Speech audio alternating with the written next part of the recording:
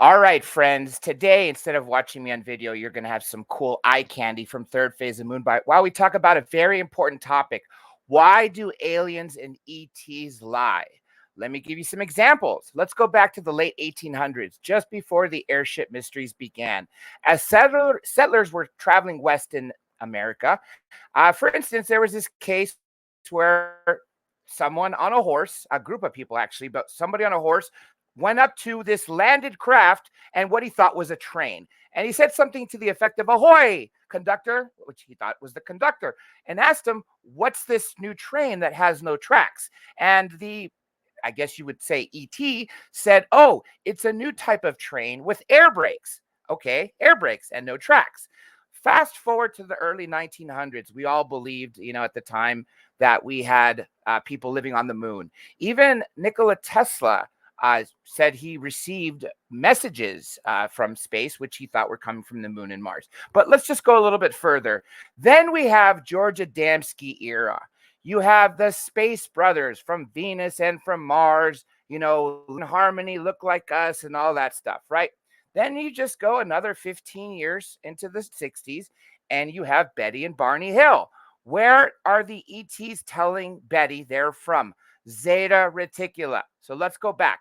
First, in the late 1800s, they talked about being from further west with new technology of trains, then the moon, Mars, Venus, then Zeta Reticula. Fast forward to Rendlesham it was December 1980, and all of a sudden, with the binary code that Peniston saw and was decoded, was said to be from the future. I believe it was year 8100. Now we're talking about things like interdimensional, also at the same time, which could also be time travelers and possibly living here on Earth amongst us, not in this reality, but in another dimension, maybe even underground. I don't know if everyone saw the Tucker Carlson interview with Joe Rogan.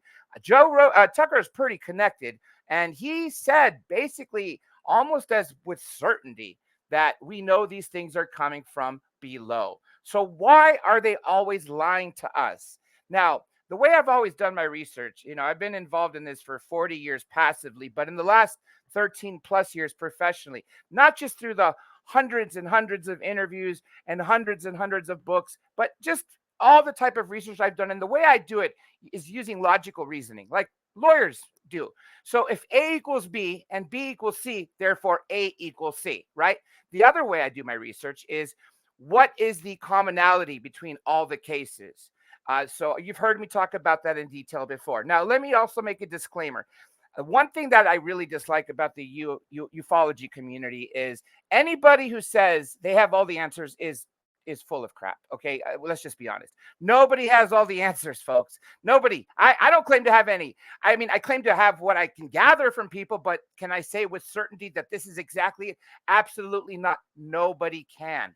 So anybody who claims they have every answer and basically believe them, or come to my church, or you're wrong, then really you kind of got to stay away from those people, because this is a team effort. Every researcher, ufologist is putting their info together, and everybody out there has to consume all that and try to sift through it and figure out what is true. So, what are these things? Now, if you heard the confession I read about a month and a half ago from the special ops soldier that was in the program, as they called it, he mentioned some things that we all should be paying attention to.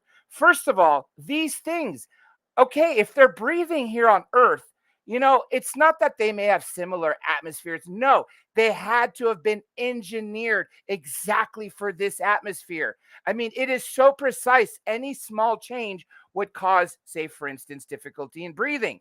Another thing, why do they have no vital organs? People who looked at the autopsy reports, including Bob Lazar, when he was shown the 120 or so briefings at S4 before he began his program, and other people who may have had some references to Roswell or anything else. They talk about one main organ outside of a brain that acts as a heart and everything else. There's no stomach for these things. These things clearly are engineered for Earth, as you also heard that special ops soldier say. Now, why is it some craft are manned while others are unmanned? Why do some need to have beings on board?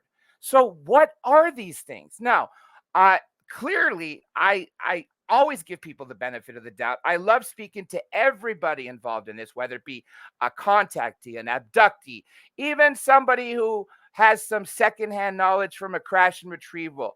All of that is interesting to me. I do believe everything these abductees say, but what if they're being lied to?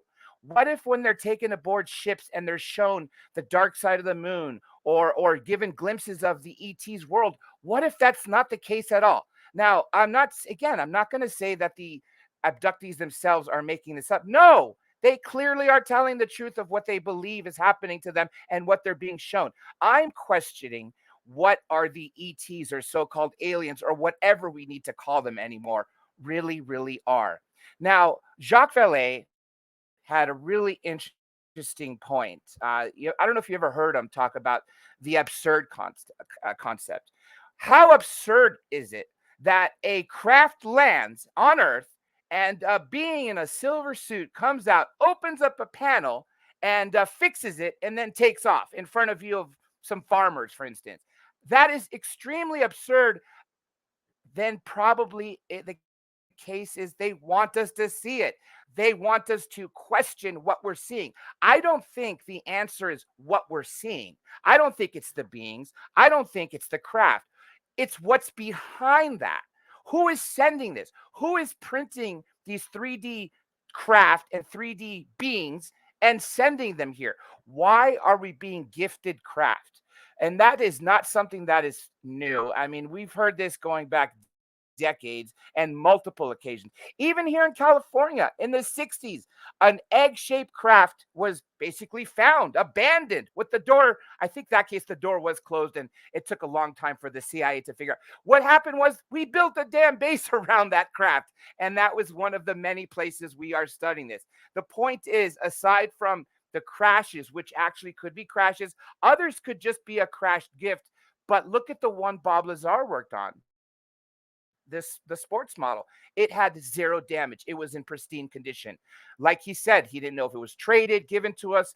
That might be one of the craft that was gifted to us. So this is really more for you guys to ponder this question. I want to hear from all your comments what it is you guys think.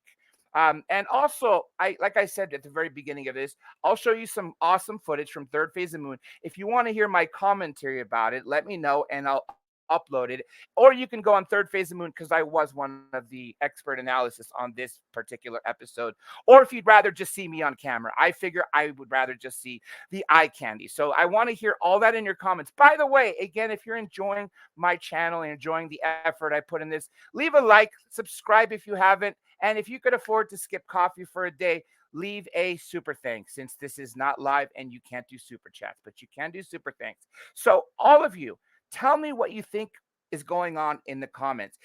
We know in the past, obviously, in the Bible, for example, we talk about angels and demons. Clearly, yin yang, bad and good, has always been around, I think, in every element of this universe. So I'm sure there's both what they referred to as angels and demons in the past, which we can now call the same, or we can say there's benevolent and malevolent extraterrestrials. Now, here's another thing. We are being visited by so many different things.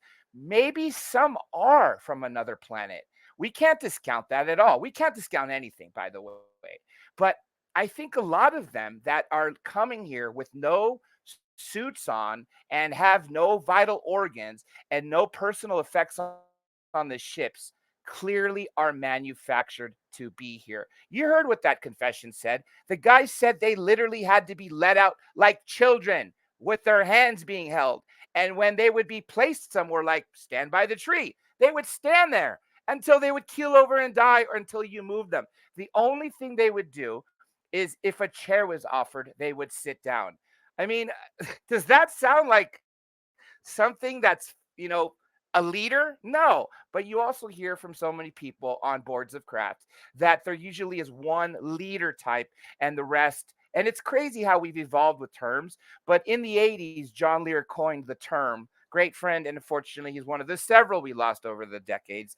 That he coined the term basically glorified robots, biological robots. Now we use the term AI, but it's essentially the same thing. So you might have a group of d- drones and one leader. So again, this is just food for thought. I thought it was so important. I wanted to tell all you and share this with you and figure out maybe we can get some answers with the community. So ask your friends, ask people you know who are abductees, ask your pastor or your rabbi. We need all the answers we can get. I always say this disclosure is not going to happen the way you think it is. No president is ever going to stand up and start to tell us about stuff. Why? Because the ant will follow of questions and the thirst for answers will be so big they cannot answer because I don't think they know either. I think they know a lot more than we know, but I don't think they have the full answers either. I mean, if you look at what's happening on the Skinwalker Ranch, they're even being being tracked by the DIA and DOD, even after the DIA did their own. So why are they so interested in what Brandon Fugel and all the History Channel scientists are learning now instead of just asking them? So clearly they're trying to figure out more. I think this puzzle, this rabbit hole is just going to get crazier. I think we are being invaded. I'm not saying in a bad way, but we are being shown so much more right now, whether it's to deter us from something major like a conflict. I'm talking about like a World War III, not an intergalactical conflict. I don't think that's ever going to happen because if it was going to, it sure would have been a long time ago. You know very well they could have just destroyed us at the drop of a hat as with nothing. I don't think that's ever the case. But or is it just that we've evolved so much that we can finally start to understand some of these questions or some of these ideas? And remember, we've also been reverse engineering this technology that's been gifted to us or been retrieved for decades, at least 80 years. Actually, some reports going back to almost 90 years now with that case in Magenta, Italy, that David Grush talked about. Now, one other important topic I want to mention when I said what is behind these ETs, right? What is it that they want us to know? Now, let's say we want to communicate with, say, something that is so insignificant to us, but and so small of a brain that we can't communicate. An ant or a roach or something more friendly than that. A bee. How does a human communicate with the bee? How do we get down to their level to make them understand something? Maybe a better example would be something more like a mouse. The point is, wouldn't we dumb down ourselves so much so and create something that the rat, the mice, a cat, a roe, or something that they would recognize and try to speak in their terms. I mean, in something similar to them. That way we can get them to awaken. Again, I don't think these insects are great sources of that, but just think of any other animal that has such a small brain that cannot comprehend what we think, what we say, what we do. Is that what is going on? I'm sure it is. And I think really the answer is all of the above. With that being it, folks, I hope you enjoyed today's episode. I want to do so much more, not just podcasts, not just interviews anymore. I'd like to share everything with you. And that's what I would like you all to also say. What is it more you'd like to see? And now I'll catch you on the flip side, on the dark side of the moon, whenever I'm back. Have a good night and good day wherever you may be.